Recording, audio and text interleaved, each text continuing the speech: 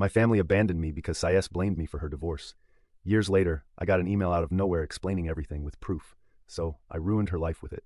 Hey everyone, before we dive in, I have a quick favor to ask. If you enjoy content like, please hit the subscribe button. It's free, supports the channel, and ensures you never miss out on amazing videos. Alright, let's get started. Almost 7 years ago, my family cut me out of their lives and kicked me out of the house. I was 22 at the time and wasn't financially stable enough to rent an apartment on my own. What had happened was so sudden that I had no time to prepare myself mentally or financially. The reason behind all of this was my sister. My sister, Hannah, 37F, and I have never been close because of the significant age gap between us. She got married to her boyfriend, Pete, 39M, after 3 years of dating when she was 27. They were married for 3 years before they got divorced. According to Hannah, Pete had been having an affair with one of my friends, and she blamed me for introducing them. I had been living with my parents after college since I had just started working and wanted to save some money before moving out. My parents were okay with that arrangement, but that changed when Hannah announced her divorce. One day, she came back home crying hysterically and told us she had filed for divorce because Pete had been cheating on her for 6 months. She then threw me under the bus, claiming that my friend Emily, 28F, was the woman Pete had been cheating with, and since I had introduced them, I was responsible for her marriage falling apart. I was shocked because even though Emily and I weren't close, I knew for a fact that she would never get involved with a married man. Besides, cheating was so out of character for Pete. He was totally smitten with Hannah and only ever had good things to say about her.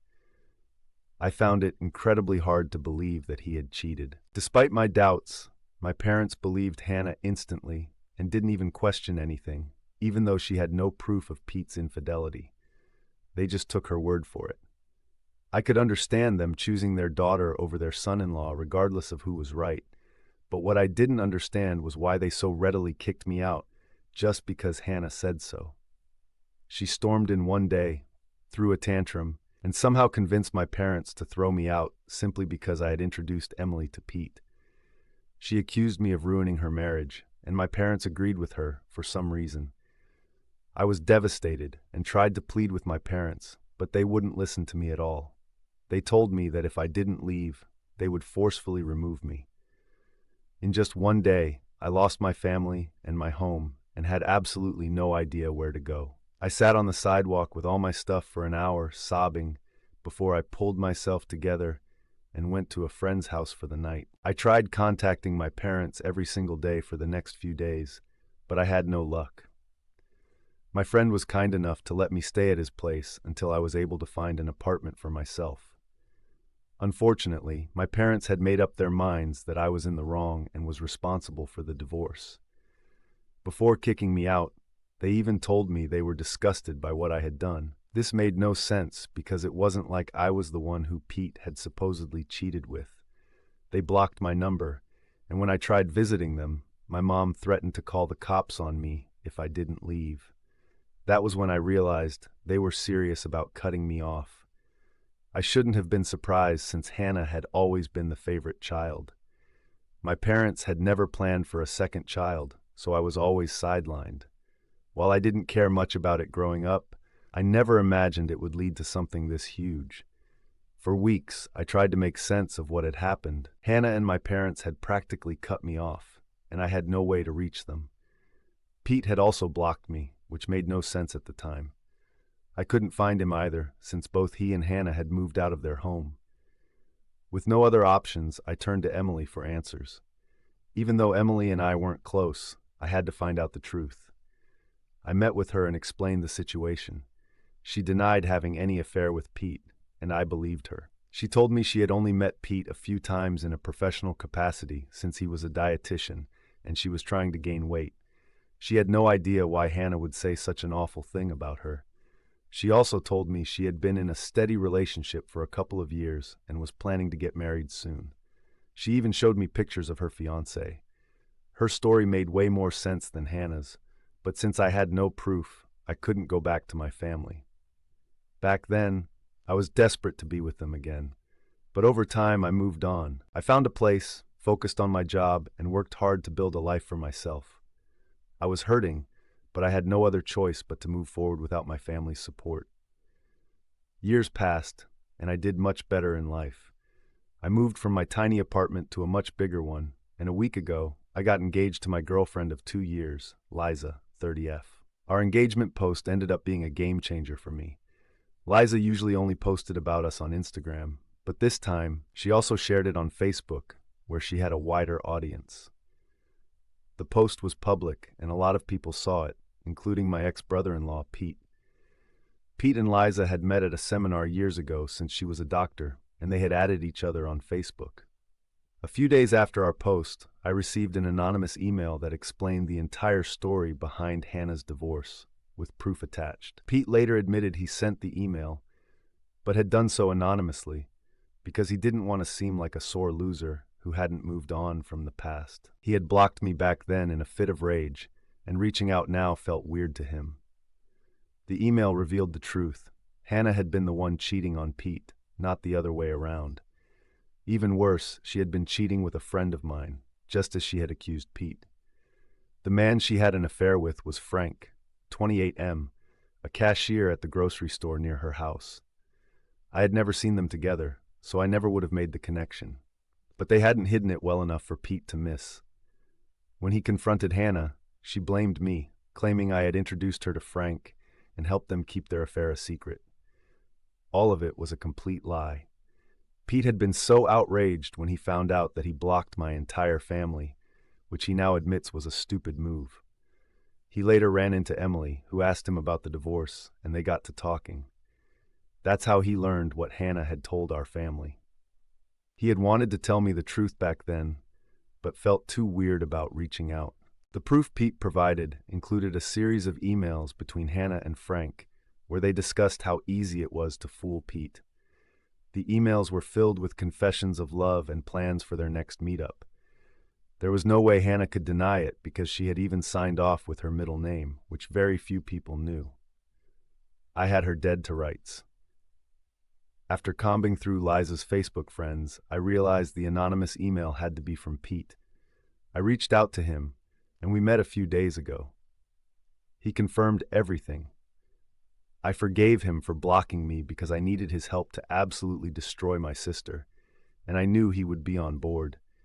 Hannah had definitely been lying to my parents so she'd have financial support during her divorce, and had even thrown me under the bus for good measure because she'd known that one conversation with Emily and I'd know the truth.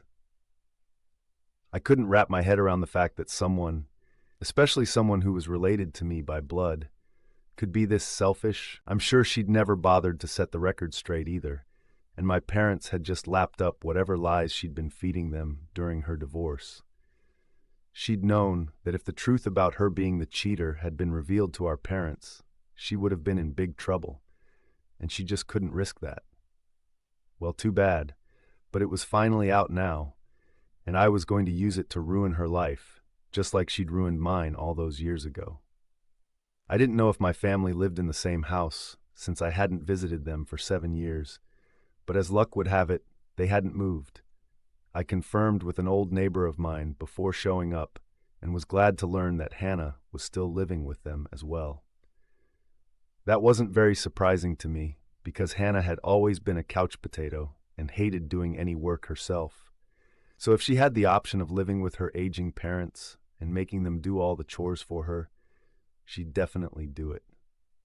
Anyway, 2 days back, Pete and I just showed up without warning at their house. My mom opened the door, and we barely even gave her any time to register what was happening before we walked in.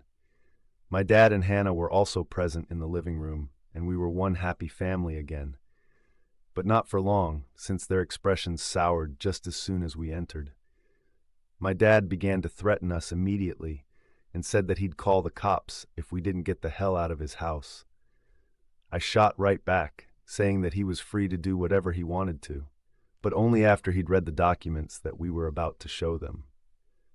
My parents looked incredibly confused, but Hannah looked like she was going to barf and excused herself so that she could go to her room. I thought she was trying to escape, but there was no point in doing so anyway. Pete went on to show the divorce documents and the screenshots of Hannah and Frank's emails while I explained the real story. Pete also told my parents how Hannah had to give up our family heirloom my grandmother's diamond ring, in the settlement because she couldn't afford to pay him the money. Since she's a high school teacher, she had to sell the ring instead.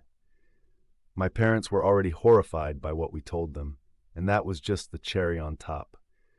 We watched the drama unfold as my dad demanded an explanation from Hannah for all that had happened, and when she still tried to lie and cover up the truth despite all the evidence against her, my dad promptly kicked her out. He packed her stuff for her, handed over the bags to her, and then told us all to get the hell out of their house. I didn't need to be told twice and left with Pete, while my sister begged and pleaded with my parents to let her back in, just like I had all those years ago. This was karma at its best, and I couldn't be happier about it. It's been a couple of days since then, and my sister showed up at my place a few hours ago, demanding that I make things right with my parents immediately. I didn't even know how she found me, but I told her that I didn't owe her anything anymore.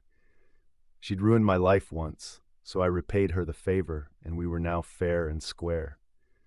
I guess she really had no pride left, because as soon as I said that, she started sobbing and accusing me of being a monster. I didn't care much for her drama, though, and shut the door while she continued to sob relentlessly. I just put my headphones on and listened to music while Lisa, my fiancée, worked in her study so neither of us would be disturbed. After a while, Hannah finally left us alone, but she left a message with a marker on my door to remind me that I was nothing but a vengeful monster. I don't see anything wrong with what I did, very frankly, and don't feel sorry in the least, but Hannah seems pretty convinced that I'm the villain here somehow. I just did to her what she'd done to me several years ago, except that I told the truth, while she did nothing except lie and throw me under the bus. So what do you guys think? Am I the asshole for ruining my sister's life and getting her kicked out 7 years after she accused me of causing her divorce? Update 1. Hannah has still been bothering me, even though a week has passed since she got kicked out. I had to threaten her with the fear of cops when she called me for the 14th time today, and only then did she stop. I don't even know how she managed to find my phone number and address, but I'm least interested in that right now. Hannah's trying to make me feel sympathetic towards her because I guess a school teacher's salary isn't enough for her to live on. But I don't think that's true. She's just upset that she has to look for a place and pay for her own rent, electricity, and groceries now that our parents have kicked her out. So, I don't feel too sorry for her. And in case you guys were wondering, yes, I did block her number several times, but I guess she's making her friends add me to conference calls, so there's no point. As for my parents, they're just as bad, if not worse, than Hannah. They found me on Facebook and saw the post about my engagement, so now they want to be part of my life once more, and have even expressed their desire to attend my wedding. They haven't apologized yet, but for some reason, they expect me to just invite them to my wedding, which is supposed to be a really important day for me. I don't understand where these people find the guts to say crap like this, but at least I'm not responding to any of it. Liza and I have had a field day reading their texts because there's really just no way they're for real right now.